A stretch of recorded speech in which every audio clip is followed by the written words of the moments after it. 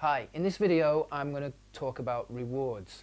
Now rewards are widely used in schools all over the world and probably one of the most popular tools used by teachers to try and motivate students to either work in a certain way or behave in a certain way.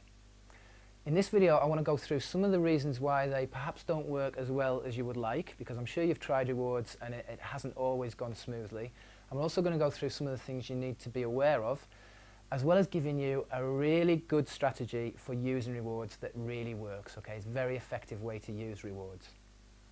The first thing you need to be aware of is that the effects of rewards tend to wear off. Now, I was working many years ago in a residential setting. This was a unit for boys that had been excluded from mainstream school, and they all had extreme behaviour problems. We had usually 7 or 8 students in each class, and at least 2 or 3 support assistants in each group as well. So with that staff to student ratio, you can see that it was quite a tough place to be for the kids as well as the staff. Anyway, the mornings tended to go like this. You would take your 7 students with your support assistants as a teacher, and you would take them to the big hall where all the students were sat down in rows and listened to an assembly for 15 minutes, half an hour by the principal or another senior teacher.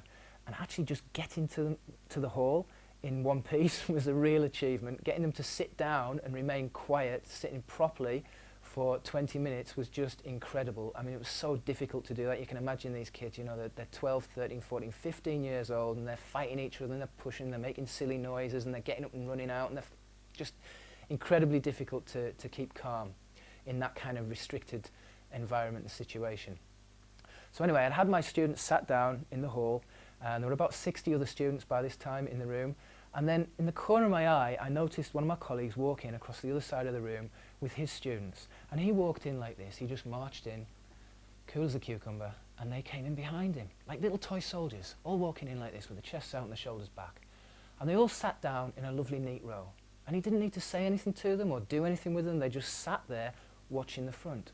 And the rest of us, all the staff and students, were looking over, and our jaws were on the floor. We just couldn't believe what we were seeing. Normally these kids are fighting each other and pushing each other off the chairs, and yet they were sat with backs like ramrods. So straight after the assembly, I ran up to him. I said, "What are you doing with these kids? How did you get them to do that?" And he just looked at me. He said, "Rob, you've obviously lost it. You haven't got it anymore. You can't control these kids. You've got no right working here."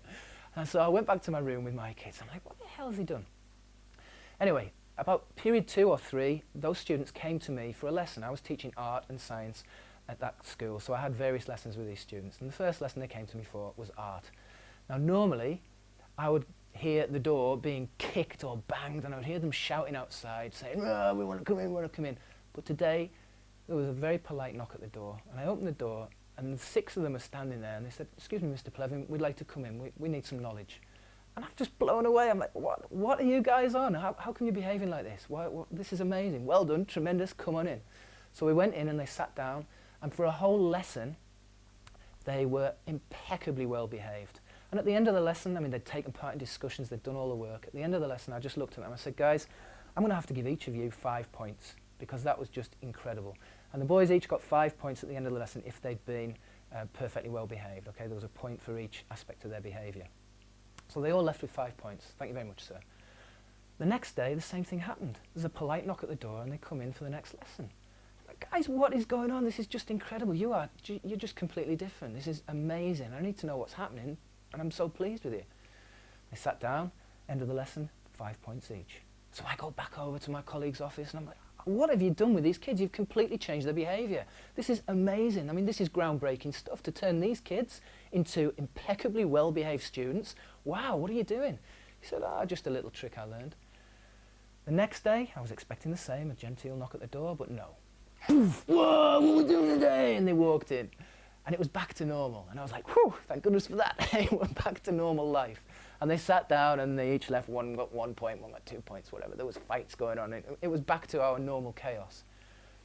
And I went up to my colleague afterwards and I said, "What on earth happened? What did you do?"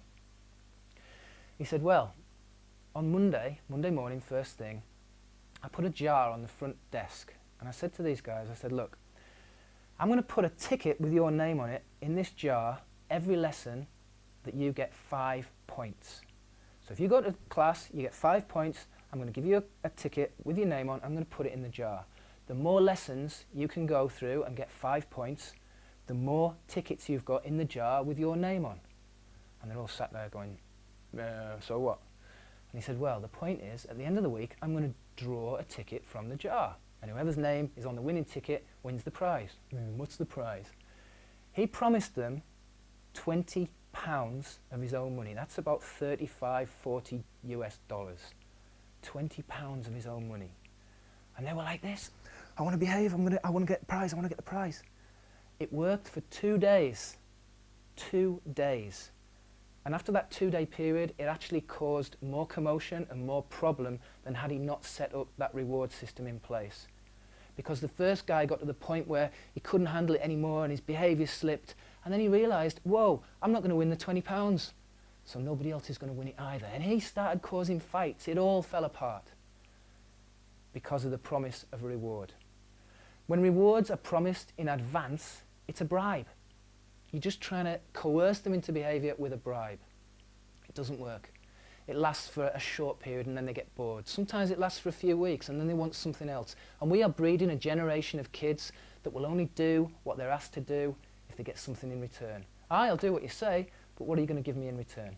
What am I going to get? No, that's not enough. I got that last time. I want something else. Do we want a society like that? Of course not. So we need to get away from relying on these rewards.